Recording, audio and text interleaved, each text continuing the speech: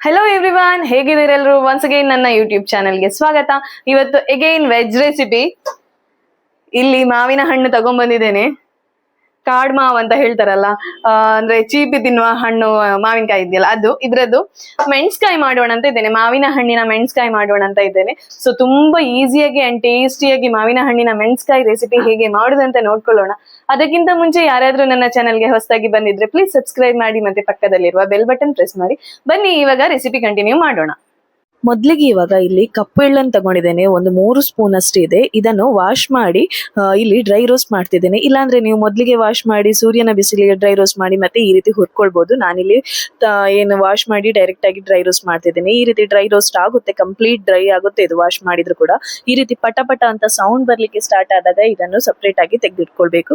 ಒಟ್ಟಾರೆ ಒಂದು 3 ಸ್ಪೂನ್ ಅಷ್ಟು ಎಳ್ಳು ತಗೊಂಡಿದ್ದೇನೆ. ಕಪ್ಪೆಳ್ಳು ತಗೊಂಡದ್ದು, ನೀವು ಸಹ ಕಪ್ಪೆಳ್ಳೆ ತಗೊಳ್ಳಿ, ಬಿಳಿ ಎಳ್ಳು ಬೇಡ.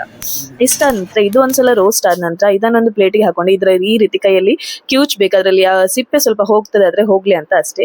ಇವಾಗ ಇದ್ರ ಜೊತೆನೆ 1 ಟೇಬಲ್ ಸ್ಪೂನ್ ಸಾಸಿವೆಯನ್ನು ಡ್ರೈ ರೋಸ್ಟ್ ಮಾಡ್ಕೊಳ್ಬೇಕು. ಸಾಸಿವೆ ಬೇಗ ಹುರಿತದೆ, ಯಾಕಂದ್ರೆ ಅದು ಆಲ್ರೆಡಿ ಪ್ಯಾನ್ ಬಿಸಿ ಇರುತ್ತಲ್ಲ ಅವಾಗ. ಸೊ ಹಾಕಿದ ಕೂಡಲೇ ಪಟಪಟ ಅಂತ ಹೇಳ್ತದೆ. ಸೊ ಪಟಪಟ ಅಂತ ಹೇಳಿದ್ರೆ ಸಾಕು, ಅಷ್ಟಾದ್ರೆ ತೆಗ್ದಿಡಿ. ಇವಾಗ ಪ್ಯಾನಿಗೆ ಒಂದು 3 ಟೇಬಲ್ ಸ್ಪೂನ್ ಅಷ್ಟು ಎಣ್ಣೆ ಹಾಕೊಂಡು ಇದಕ್ಕೆ 1 ಟೇಬಲ್ ಸ್ಪೂನ್ ಉದ್ದು ಹಾಕೊಳ್ಳೋಣ. ನಾನಿಲ್ಲಿ ಇಡೀ ಉದ್ದು ತಗೊಂಡಿದ್ದೀನಿ. ನೀವು ಉದ್ದಿನ ಬೇಳೆ ಆದ್ರೆ 1 ರಿಂದ 1.5 ಟೇಬಲ್ ಸ್ಪೂನ್ ಅಷ್ಟು ಹಾಕೊಳ್ಳಿ. ಉದ್ದಿನ ಬೇಳೆ ಅಥವಾ ಉದ್ದನ್ನು ಈ ರೀತಿ ಕೆಂಪಾಗುವ ತನಕ ಹುರಿದು ಇವಾಗ ಇದಕ್ಕೆ ಒಂದು 7 ಬ್ಯಾಡಗಿ ಚಿಲ್ಲಿಯನ್ನು ಹಾಕೊಳ್ಳೋಣ. ಇದು ಖಾರ ಕಮ್ಮಿ ಇದೆ, ಅದಕ್ಕೋಸ್ಕರ ನಾನು ಒಂದು 7 ಹಾಕೊಂಡಿದ್ದೇನೆ. ನಿಮ್ಗೆ ಖಾರ ಜಾಸ್ತಿ ಬೇಡ ಅಂದ್ರೆ ಒಂದು ಕಮ್ಮಿ ಕೂಡ ಹಾಕೊಳ್ಬಹುದು. ಇವಾಗ ಮೆಣಸು ಹುರಿದ ನಂತರ ಅದಕ್ಕೇನೆ 1 ಗಡಿಯಷ್ಟು ತೆಂಗಿನಕಾಯಿ ತುರಿಯನ್ನು ಹಾಕೊಳ್ಳೋಣ. ಎಲ್ಲವನ್ನು ಒಟ್ಟಿಗೆ ಹುರಿಬೇಕು. ಉದ್ದು, ಮೆಣಸು ಮತ್ತೆ ತೆಂಗಿನಕಾಯಿ ತುರಿಯನ್ನು ಈ ರೀತಿ ಚಂದ ಹುರಿಕೊಳ್ಬೇಕು. ಸಪ್ರೇಟ್ ಆಗಿ ಕೂಡ ಹುರಿದ್ಕೊಳ್ಬಹುದು. ನಾನಿಲ್ಲಿ ಎಲ್ಲವನ್ನು ಒಟ್ಟಿಗೆ ಹಾಗೆ ಹುರಿದ್ಕೊಂಡಿದ್ದೀನಿ. ಇದನ್ನು ಕೂಡ ಅದೇ ಎಳ್ಳು ಮತ್ತೆ ಸಾಸಿವೆ ಇದ್ದ ಪ್ಲೇಟ್ಗೆ ಹಾಕೊಂಡು ಹಾಗೆ ತಣ್ಣಗಾಗ್ಲಿಕ್ಕೆ ಇಟ್ಟು ಬಿಡೋಣ. ಇಲ್ಲಿ ನಾನು 2 ಬಗೆಯ ಮಾವಿನ ಹಣ್ಣನ್ನು ತಗೊಂಡಿದ್ದೇನೆ. ಅಂದ್ರೆ ಒಂದು ಕಾಡ್ ಮಾವಿನ ಹಣ್ಣು ಮತ್ತು ನಾರ್ಮಲ್ ಮಾವಿನ ಹಣ್ಣು ಏನು ಬರ್ತದೆ ಅದನ್ನು ತಗೊಂಡಿದ್ದೀನಿ. ನಾರ್ಮಲ್ ಮಾವಿನ ಹಣ್ಣನ್ನು ಈ ರೀತಿ ಕಟ್ ಮಾಡ್ಕೊಳ್ತಿದ್ದೀನಿ. ಇದ್ರ ಗೆರೆಟೆ ಸಮೇತ ನಾವು ಪದಾರ್ಥಕ್ಕೆ ಹಾಕೊಳ್ಳೋದು. ಈ ರೀತಿ ಕಟ್ ಮಾಡ್ಕೊಳ್ಳಿ, ಯಾವ ಶೇಪ್ ಬೇಕು ಆ ಶೇಪ್ ಕಟ್ ಮಾಡ್ಕೊಳ್ಳಿ. ಇಲ್ಲಿ ನಾನು ಒಂದು ನಾರ್ಮಲ್ ಮಾವಿನ ಹಣ್ಣು ಕಟ್ ಮಾಡಿ ತೋರಿಸಿದೆ. ಇದು ಕಾಡ್ ಮಾವಿನ ಹಣ್ಣು, ಚೀಪಿ ತಿನ್ನುವ ಮಾವಿನ ಹಣ್ಣು ಇದಿಲ್ಲ, ಅದನ್ನು ಈ ರೀತಿ ಕೈಯಲ್ಲಿ ಪ್ರೆಸ್ ಮಾಡ್ಬೇಕು ಅದನ್ನು. ಸೊ ಪಲ್ಪ್ ಸಮೇತ, ಅದರ ಬೀಜ ಸಮೇತ ಅದು ಹೊರಗೆ ಬರುತ್ತೆ. ಸೊ ಅದನ್ನ ಪದಾರ್ಥಕ್ಕೆ ಹಾಕೊಳ್ಳೋಣ. ಈ ರೀತಿ ಮಾಡ್ಕೊಳ್ಬೇಕು.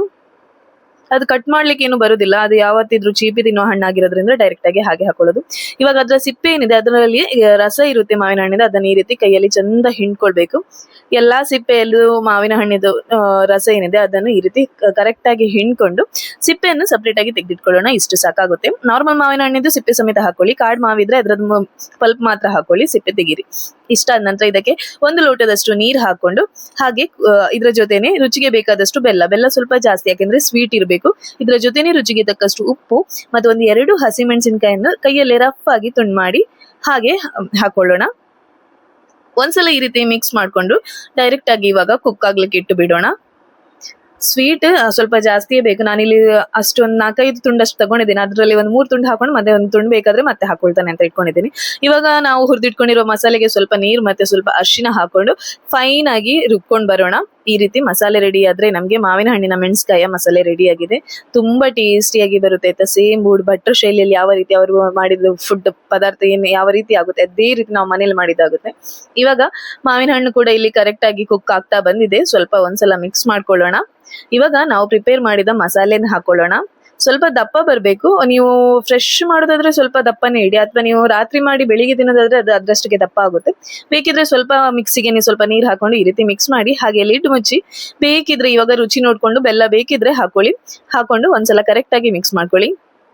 ಮಸಾಲೆ ಜೊತೆ ಒಳ್ಳೆ ಕುದಿ ಬರಬೇಕು, ಕುಕ್ ಆಗ್ಬೇಕು. ಆಗ ಮಾವಿನ ಹಣ್ಣಿನ ಫ್ಲೇವರ್ ಎಲ್ಲ ಮಸಾಲೆಗೆ ಬರ್ತದೆ. ಅದಕ್ಕೋಸ್ಕರ ಈ ರೀತಿ ಚಂದ ಕುಕ್ ಆಗ್ಬೇಕು. ಈ ಕಲರ್ ಇತ್ತಾಯ್ತಾ, ಸೇಮ್ ಅಂದ್ರೆ ಸೇಮ್ ಬಟ್ರನವ್ರು ಮಾಡ್ತಾರಲ್ಲ ಅದೇ ರೀತಿ ಆಗಿತ್ತು. ನನ್ನ ಅಮ್ಮ ಅಂತೂ ಭಾರಿ ಖುಷಿ ಆಗಿತ್ತು ಅವರಿಗೆ. ಉಳ್ದದ್ದು ನೆಕ್ಸ್ಟ್ ಡೇ ಕೂಡ ಫ್ರಿಜ್ ಅಲ್ಲಿ ಇಟ್ಕೊಂಡು ಹಾಗೆ ತಿಂದಿದ್ರು. ಇಷ್ಟು ಚಂದ ಕುದಿ ಬಂದು ಕುಕ್ ಆದ್ರೆ ಸಾಕಾಗುತ್ತೆ. ಇವಾಗ ಫೈನಲ್ ಆಗಿ ಒಂದು ಒಗ್ಗರಣೆ ಕೊಡೋಣ. ಒಂದು 3-4 ಟೇಬಲ್ ಸ್ಪೂನ್ ಎಣ್ಣೆ ಹಾಕೊಳ್ಳೋಣ. ಇದಕ್ಕೆ ಸ್ವಲ್ಪ ಸಾಸಿವೆ ಮತ್ತೆ ಸ್ವಲ್ಪ ಕರಿಬೇವು ಹಾಕೊಳ್ಳೋಣ.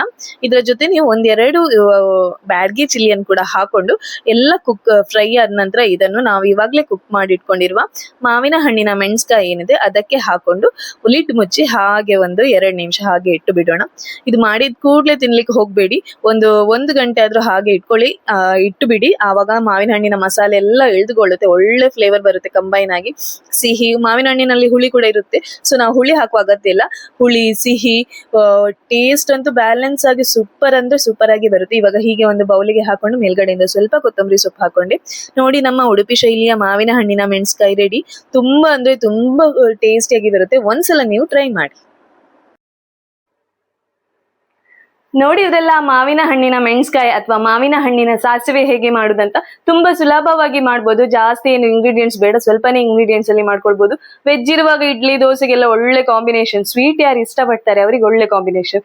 ಸ್ವೀಟ್ ಯಾರು ಇಷ್ಟಪಡುದಿಲ್ಲ ಅಂತವರಿಗೆ ಇದು ಸ್ವಲ್ಪ ದೂರ ಆಗುತ್ತೆ. ಯಾಕಂದ್ರೆ ನನ್ನ ಗಂಡನಿಗೆ ಸ್ವೀಟ್ ಇಷ್ಟ ಆಗಲ್ಲ, ಅವ್ರು ಹಾಗೇನೆ ಸ್ವಲ್ಪ ಇದನ್ನ ದೂರನೇ ಇಡ್ತಾರೆ ಆ ರೀತಿ. ಸೊ ಯಾರೆಲ್ಲ ಸ್ವೀಟ್ ಇಷ್ಟಪಡ್ತೀರಾ ಅವ್ರು ಒಂದ್ಸಲ ಟ್ರೈ ಮಾಡಿ. ಮಾವಿನಕಾಯಿ ಸೀಸನ್ ಅಲ್ಲಿ ಮಾವಿನ ಹಣ್ಣಾಗಿ ಸಿಕ್ಕಿದಾಗ ಈ ರೆಸಿಪಿಯನ್ನು ಟ್ರೈ ಮಾಡಿ. ನಮ್ಮ ಉಡುಪಿ ಶೈಲಿಯಲ್ಲಿ ಮೆಣಸ್ಕಾಯಿ ರೆಸಿಪಿ ಟ್ರೈ ಮಾಡಿ.